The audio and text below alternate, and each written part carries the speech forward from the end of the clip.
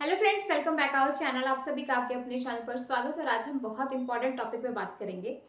कल रात में मेरे पास एक बच्चे का कॉल आया और उसने मुझसे पूछा सेम क्वेश्चन जो मैंने यहाँ पे लिख रखा है कि बीटेक स्टूडेंट पॉलिटेक्निक लेक्चरर बन सकता है ना, लेकिन वो पीजीटी टीचर नहीं बन सकता, क्योंकि भाई हरियाणा में इसी चीज़ को लेके चीज़ें चल रही हैं, जिसकी वजह से कंप्यूटर साइंस का एग्ज़ाम नहीं लिया जा रहा है।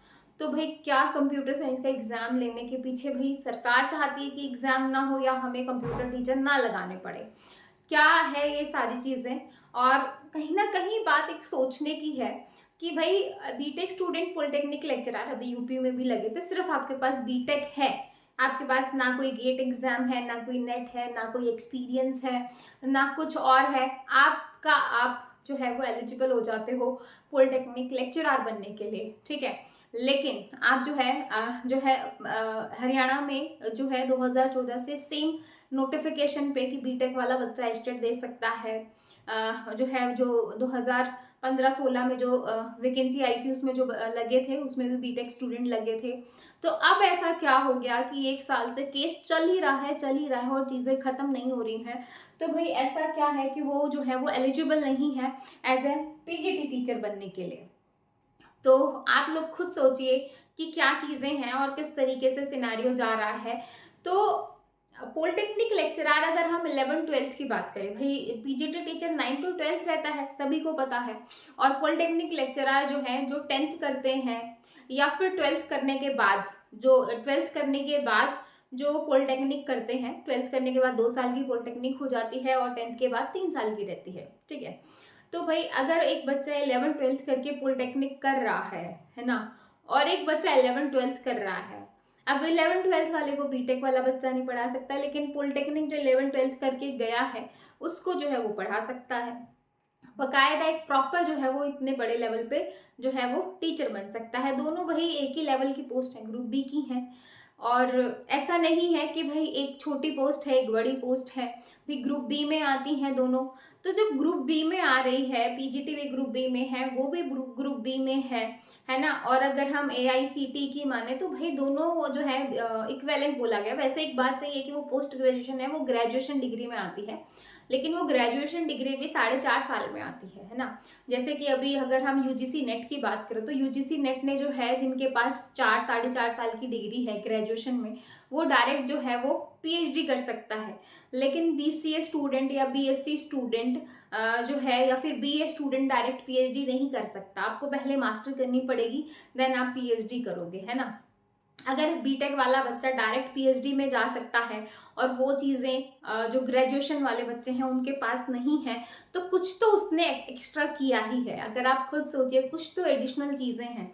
तो सिर्फ कंप्यूटर साइंस को लेके ही एक क्राइटेरिया ना सरकार का, हर एक स्टेट का या जो है सेंटर का, मतलब एक अलग ही है। केवीएस जो है सेम नोटिफिकेशन पे हर बार एग्जाम लेता है। लास्ट ईयर 2023 में एग्जाम हुआ, सेम जिसके पास बीटेक है वो पीजीटी टीचर बन रहा है और वो नॉर्मली जॉब कर रहे हैं। जो पीजीटी टीचर बने हैं अब तक, जो केवीएस में वैकेंसी आती रही है, वो सारे जो है वो पीजीटी टीचर बने हैं कि नहीं बने। अभी लास्ट जो एग्जाम वो भी आपके जो है लग गए होंगे, वो भी बन रहे हैं। तो सिर्फ हरियाणा में ही इसी चीज़ को लेके क्यों हो रहा है और क्यों चीज़ें जो है वहाँ पे क्लेरिफाई नहीं हो पा रही हैं?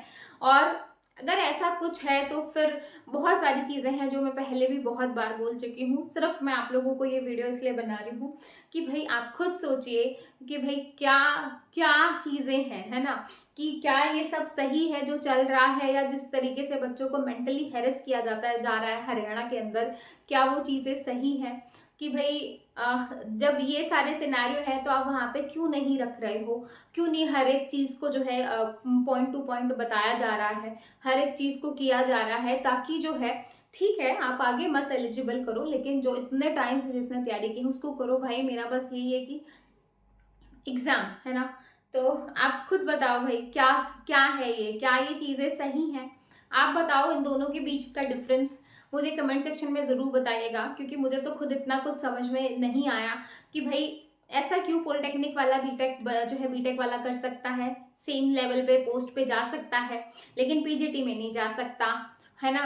क्यों ऐसे रूल है जो सिर्फ जो है केस करना ठीक है, लेकिन जो है उसके जजमेंट पे जो चीज़ें कर रहे हैं उनको नहीं पता ना, जो चीज़ें चल रही हैं या अलग-अलग स्टेट में हो रही हैं। तो वही सारी चीज़ें आप मुझे कमेंट सेक्शन में बताइएगा कि दोनों में क्या डिफरेंस है, क्यों है, ऐसा क्यों नहीं है। इक्विवेलेंट की मैं बात कर चुकी हूँ, पोस्ट ग्रेजुएशन, ग्रेजुएशन की बात कर चुकी हूँ, लेकिन दोनों में हम डिफरेंस भी देख चुके हैं। अभी जस्ट अभी रिसेंट में जो यूजीसी नेट ने जो चीज़ें की हैं आप खुद देख चुके हो कि क्या है ना।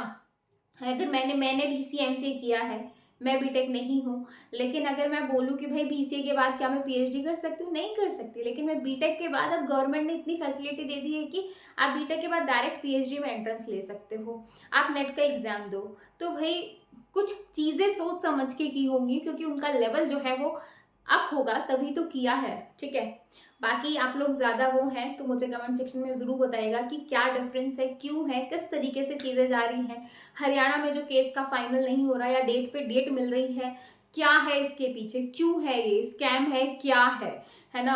लेकिन कंप्यूटर वालों के लिए बोलने वाला कोई भी नहीं है। कंप्यूटर जो टीचर है उसके लिए कोई भी नहीं बोल रहा है कि भाई उनका एग्ज़ाम नहीं हो रहा है, सभी बच्चों की ज्वाइनिंग आ गई है, सब कुछ हो गया है, लेकिन सिर्फ कंप्यूटर वालों के लिए ही कोई ऐसा स्टैंड नहीं ले रहा है। जहाँ पे भी बात होती है, ठीक है भाई, नॉर्मली जो है हो जाता है, लेकिन ये चीज़ें गलत है भाई। एक प्रॉपर जो है चीज़ें चलाई जाएँ हर जगह। जैसे अब जैसे इलेक्शन आ रहे हैं तो पीआरटी में भी वैकेंसी आ गई, यहाँ पे भी वैकेंसी आ गई, पीजीटी की फिर से वैकेंसी आ गई, लेकिन कंप्यूटर टीचर का नाम नहीं है। तो भाई देख के सुन के बहुत बुरा लगता है कि भाई ऐसा कंप्यूटर वालों ने क्या कर दिया है। तो तुम डिजिटल डिजिटल कर रहे हो और डिजिटल के नाम पे कुछ भी नहीं है, ठीक है। तो आप लोगों को क्या लगता है मुझे कमेंट सेक्शन में ज़रूर बताएगा। भाई मैं तो बिल्कुल स्पीचलेस हूँ इन चीज़ों को लेके कि क्यों है और किस तरीके से है, ठीक है। बाकी आप मुझे बताइएगा ताकि अच्छे से चीज़ें रहें। आपको क्या लगता है, क्या ये चीज़ें सही हैं या हरियाणा में जो एग्ज़ाम रोका गया है वो सही है, ठीक है। फिर मिलेंगे नेक्स्ट वीडियो में, तब तक के लिए bye bye, take care, thank you.